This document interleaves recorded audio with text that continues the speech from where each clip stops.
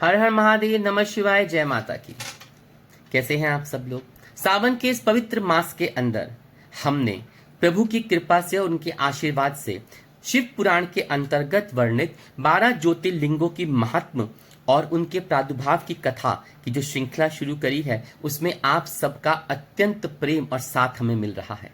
उसके लिए हम बहुत बहुत आभारी हैं और आशा करते हैं कि आगे भी हमें आपका यह प्रेम, आपका ये साथ इसी तरह प्राप्त होता रहेगा और हमारा ये परिवार यूं ही बढ़ता रहेगा और आपको ये कथाएं, ये जानकारियां अत्यंत लाभदायक लगेंगी।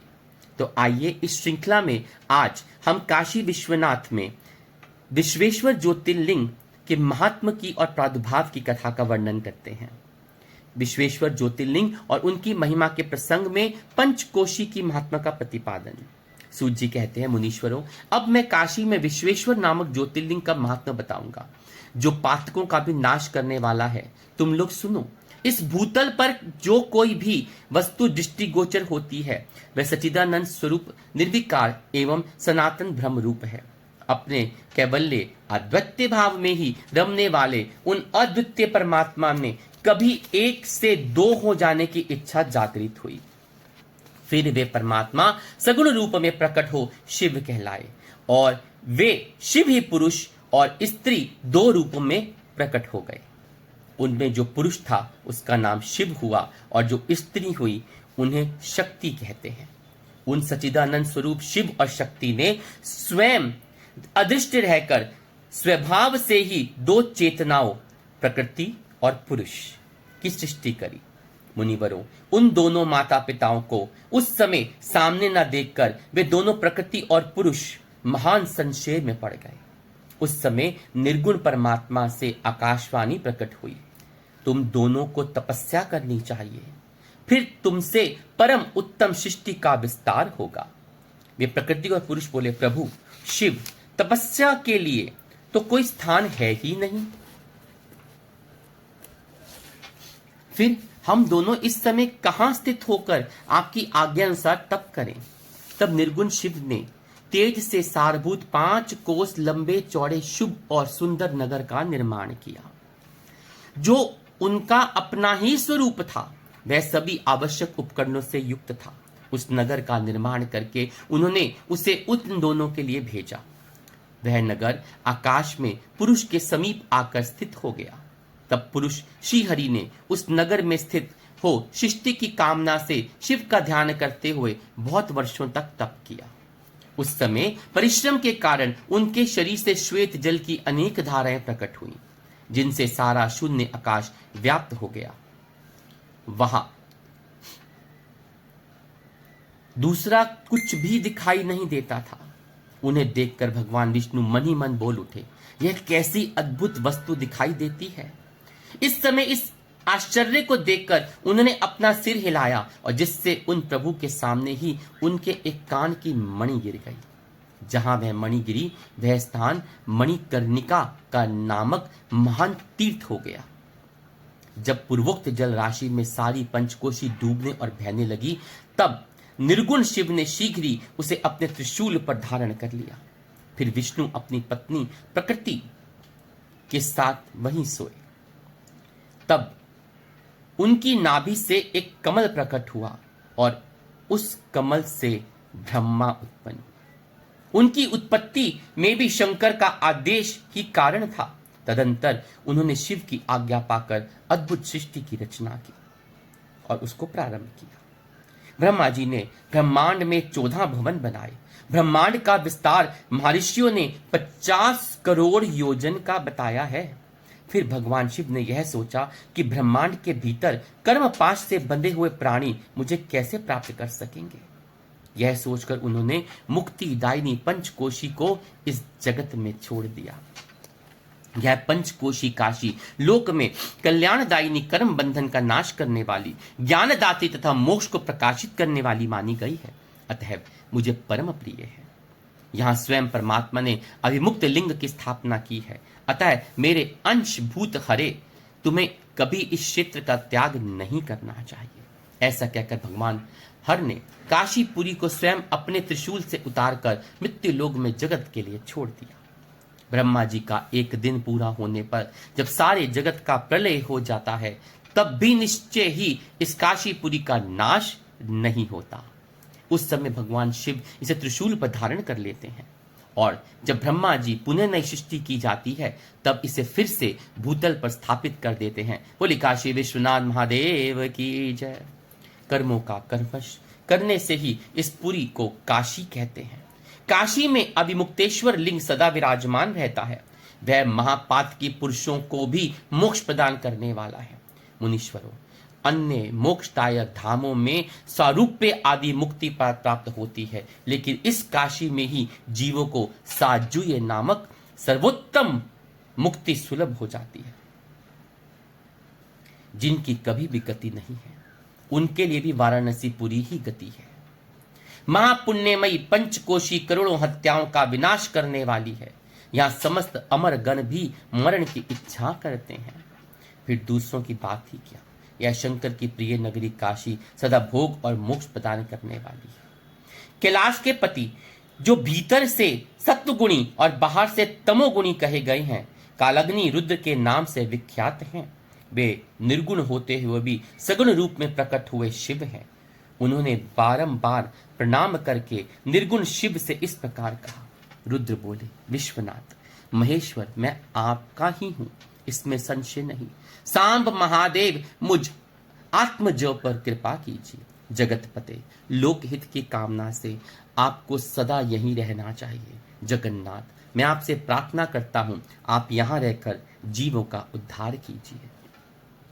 सूत जी कहते हैं, तदंतर मन और इंद्रियों को वश में रखने वाले अविमुक्त ने भी शंकर से बारंबार प्रार्थना करके नेत्रों से आंसू बहाते हुए प्रसन्नता पूर्वक उनसे कहा। अविमुक्त बोले, काल रूपी रोग के सुंदर औषध देवादिदेव महादेव, आप वास्तव में तीनों लोकों के स्वामी तथा ब्रह्मा और विष्णु आदि के द्वारा भी सेवनीय हैं। देव, काशीपुरी को आप अपनी राजधानी स्वीकार करें। मैं अचिंत्य सुख की प्राप्ति के लिए यहां पर सदा आपका ध्यान लगाए स्थिर भाव में बैठा रहूंगा। आप ही मुक्ति देने वाले तथा संपूर्ण कामनाओं के पूरक हैं, दूसरा कोई नहीं। अतः आप परलोक के लिए, परोपकार के लिए, इस जगत कल्याण के लिए उमा सहित यहां पर विराजमान रहे। सदाशिव आप समस्त जीवों को संसार सागर से पार करें। हर मैं बारंबार प्रार्थना करता हूं कि आप अपने भक्तों का कार्य सिद्ध करिए। सूत जी कहते हैं, ब्राह्मणों, जब विश्वनाथ ने भगवान शंकर से इस प्रकार प्रार्थना की, तब सर्वेश्वर शिव समस्त लोगों का उपकार करने के लिए वहां विराजमान हो गए। जिस दिन से शिव काशी में आए, उसी दिन से काशी सर्वश्रेष्ठ पुरी हो गई। बोले काशी विश्वनाथ भगवान की जय।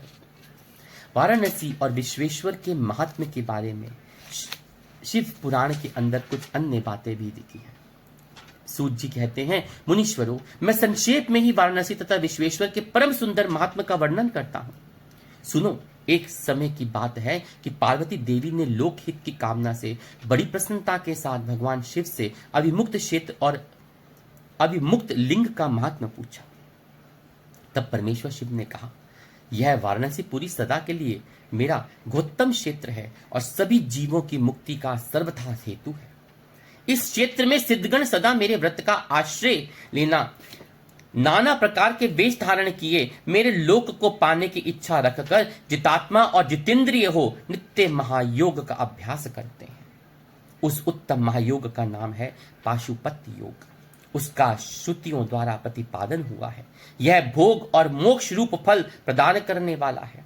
महेश्वरी वाराणसी पुरी में निवास करना मुझे सदा ही अच्छा लगता है, जिस कारण से मैं सब कुछ छोड़कर काशी में रहता हूं। उसे बताता हूं, सुनो, जो मेरा भक्त तथा मेरा तत्व का ज्ञानी है, वे दोनों अवश्य ही मोक्ष के भागी होते हैं। उनके लिए तीर्थ की अपेक्षा नहीं है। विहित और अविहित दोनों प्रकार के कर्म उनके लिए समान हैं।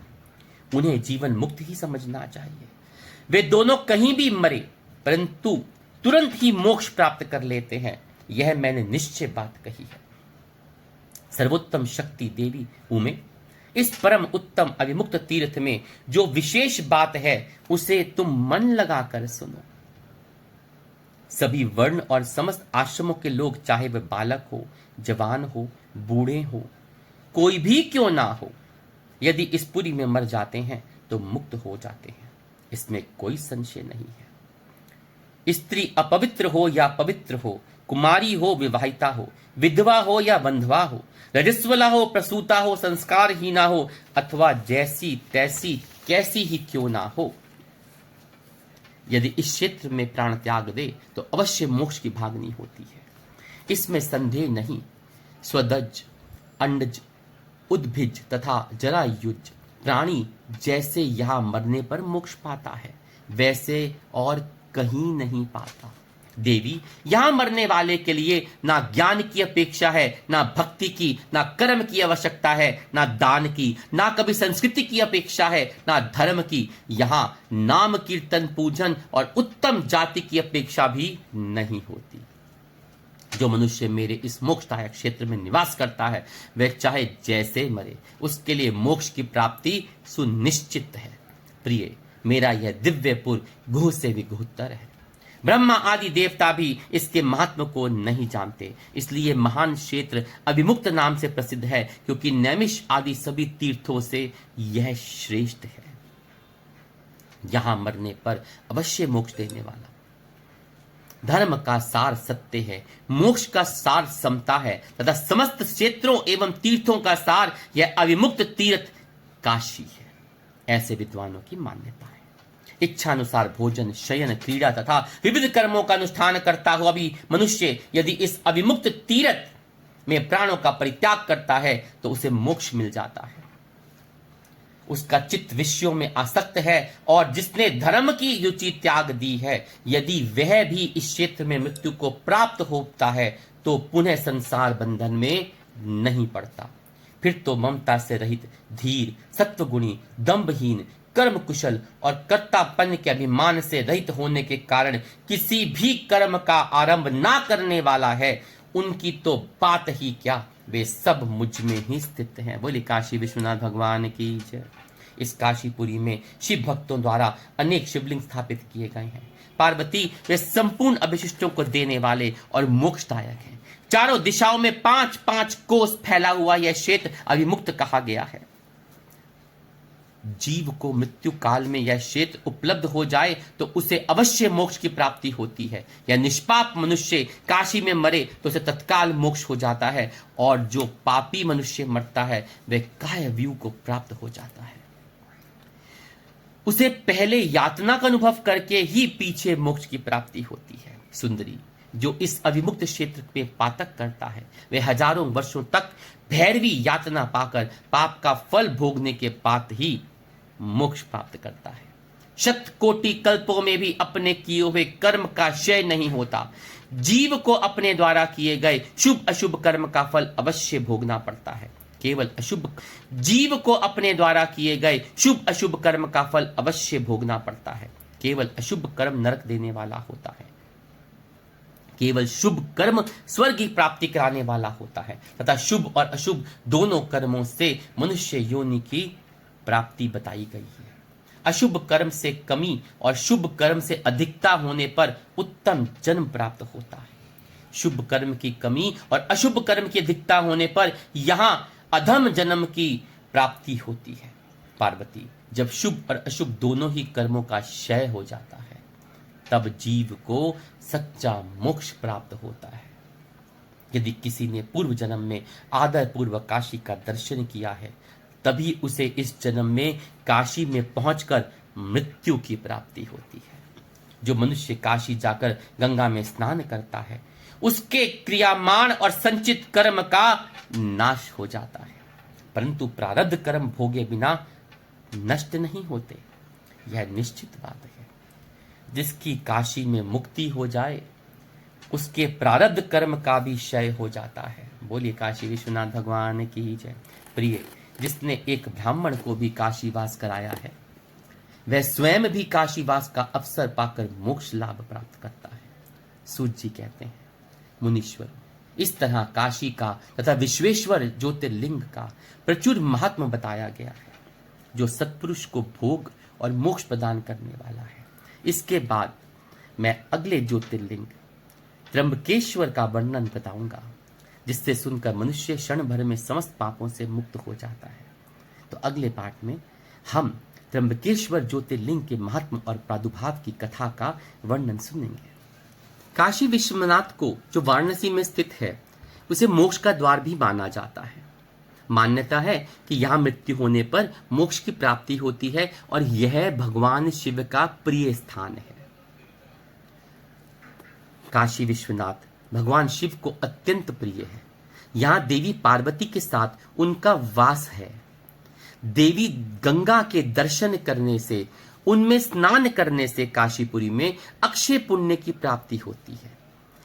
काशी विश्वनाथ मंदिर के अंदर शिव जी के साथ देवी शक्ति पार्वती भी विराजमान है, जो एक ही ज्योतिर्लिंग में दोनों के दर्शन का सुअवसर प्रदान करते हैं। मंदिर के गर्भगृह में 4 द्वार हैं और कहा जाता है कि तंत्र साधना के लिए भी इन्हें महत्वपूर्ण माना गया है। काशी विश्वनाथ मंदिर का दर्शन आध्यात्मिक अनुभव के लिए बहुत महत्वपूर्ण है, जो भक्तों को आध्यात्मिक शांति, सुख और मोक्ष की प्राप्ति कराता है। यहाँ आपके मनोवांछित फल की पूर्ति होती है और भक्ति साधना में लिप्त लोगों के लिए यह पुरी और विश्वनाथ के दर्शन तो अत्यंत लाभप्रदायक होते हैं। उम्मीद करते हैं कि आपको यह दर्शन, ये कथा के माध्यम से प्राप्त हुए होंगे। काशी विश्वनाथ भगवान हम सब के लिए उद्धार करते हैं, मोक्ष के द्वार खोलते हैं और अपने चरणों में मां पार्वती के श्री चरणों के साथ ही हमें एक सुअवसर प्रदान करते हैं कि हम अपने कर्मों को इस दिशा में लगा दें, धर्म की राह में, भक्ति की राह में, और शिवमय बन जाएं, ताकि हम इस जन्म मरण के चक्र से छुट्टी पाकर मोक्ष प्राप्त करें, या मैं कहूँगा शिवलोक को प्राप्त करें, उनका सानिध्य प्राप्त करें। आशा करते हैं कि आपको ये वीडियो भी अत्यंत लाभकारी लगी होगी और आप इस कथा का आनंद उठाएंगे और भगवान शिव के शिव तत्व में विलीन हो जाएंगे। पसंद आई हो तो लाइक ज़रूर कीजिएगा। हाँ, आपके कमेंट बहुत महत्वपूर्ण हैं। अगर आप कुछ विशेष जानना चाहते हैं या सुनना चाहते हैं तो उसे मेंशन ज़रूर कीजिएगा, हमारे को उसकी बहुत उम्मीद रहती है। और अगर आपने तक सब्सक्राइब नहीं किया तो बेल आइकॉन है ना, उसे दबाइए, ताकि आने वाली सारी वीडियोस की सूचना आपको समय पर मिल पाए और आप उसका लाभ उठा सके और हमारा परिवार इसी तरह से बढ़ता रहे। शेयर कीजिएगा, क्योंकि ये परिवार को रोकना नहीं है, बढ़ते देना है। हर हर महादेव।